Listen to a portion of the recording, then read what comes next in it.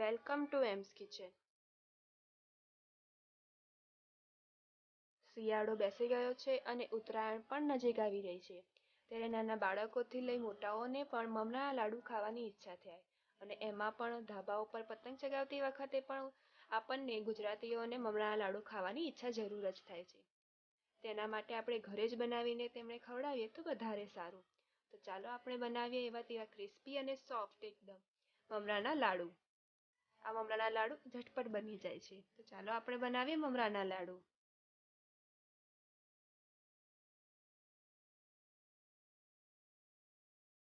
મમરાના લાડુ બનાવવા માટે મેં અહીં 1 વાટકો ગોળ લીધો છે અને તેવા 3 વાટકા મેં અહીં મમરા લીધા છે અને 2 થી 3 ચમચી ઘી લીધું છે. હવે આપણે મમરાને એક વાસણમાં આપણે તેને શેકી લેશું. અહીં આપણે ધીમા તાપે તેને શેકવાના છે. જે અગર ફાસ્ટ ગેસે શેકીશું આપણે તેને તો આપણા મમરા બળી જશે. મેં અહીં મમરા અને ગોળનું માપ 3 ગણું, ગોળથી 3 ગણા મેં મમરા લીધેલા છે. હવે મમરાને આપણે અહીં એકદમ ક્રિસ્પી કરવાના છે. ક્રિસ્પી થઈ જાય એટલે આપણે ગેસની ફ્લેમ ઓફ કરીને આપણે તેને બાઉલમાં નીકાળી લેશું.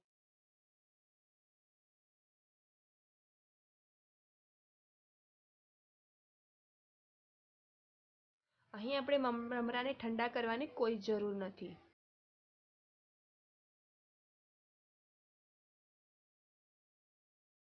હવે આપણે તે જ વાસણમાં ઘી લઈને અને તેમાં ગોળ ઉમેરીને આપણે તેનો પાયો લાવવાનો છે. અહીં આપણે પાયો બહુ સફેદ પણ નહીં અને બહુ એકદમ લાલ પણ નથી લાવવાનો. અહીં આપણે તેને બ્રાઉન કલરનો પાયો લાવવાનો છે. જો આપણે સફેદ પાયો લાવીશું તો આપણા મમરાના લાડુ બરોબર રીતે નહીં વળે અને જો આપણે એકદમ લાલ પાયો લાવીશું તો આપણા મમરાના લાડુ બહુ જ કડક થઈ જશે અને આપણે તેને ચાવી નહીં શકીએ.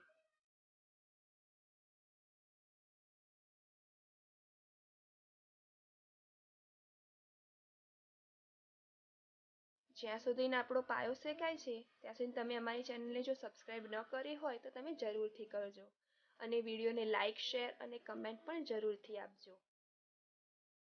જો તમારે મારી તલની લાડુળીનો અને સિંગની ચીક્કીનો વિડીયો જોવો હોય તો તમે અમારી યુટ્યુબ ચેનલમાં જઈને જરૂરથી જોઈ શકો છો. અને મારી યુટ્યુબ ચેનલમાં બીજી પણ ઘણી બધી વાનગીઓ છે, તેને પણ જરૂરથી જોજો. અને તમારા મિત્રો, ફેમિલી મેમ્બર સાથે પણ જરૂરથી શેર કરજો. આપણે અહીં ગોળજીના પાયાને સતત હલાવતા રહીશું. જો આપણે વચ્ચે તેને હલાવવાનું બંધ કરીશું તો તે નીચેથી ચોંટી જશે અને બળી જશે.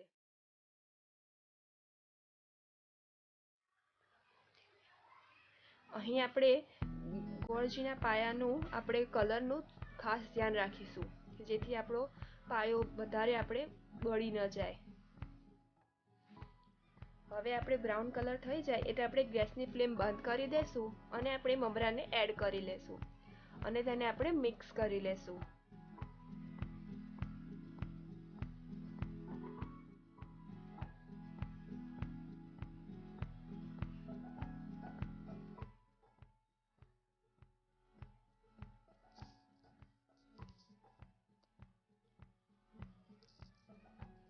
આપણે તેને સતત હલાવીને મિક્સ કરી લેશું આપણું મિશ્રણ.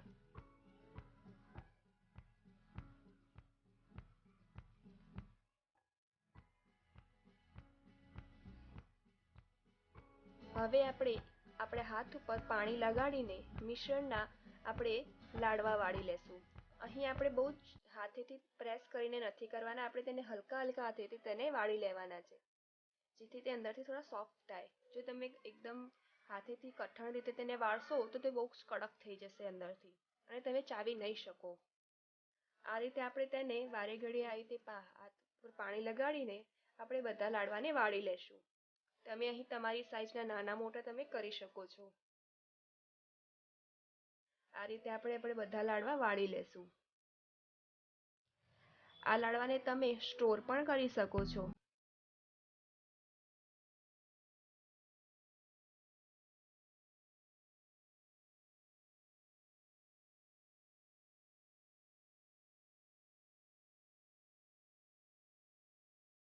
જો લાડવા બનાવતા બનાવતા તમારું મિશ્રણ નીચેથી ચોંટી જાય અને ઉખડે નહીં તો તમારે ગેસની ફ્લેમ એકદમ ધીમી રાખીને માત્ર 2 થી 3 સેકન્ડ માટે તમે ગેસ ઉપર એને સહેજ ગરમ કરીને અને તાવેથાની મદદથી તેને તમે ઉખેડી શકો છો.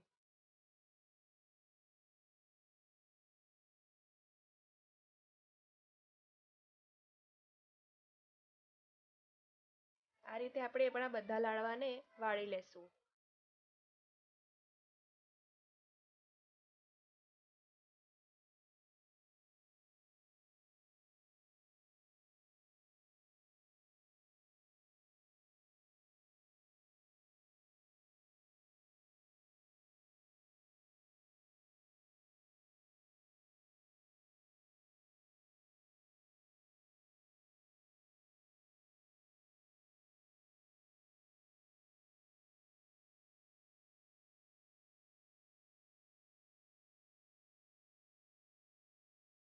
તો તૈયાર છે આપણા મમરાના લાડુ.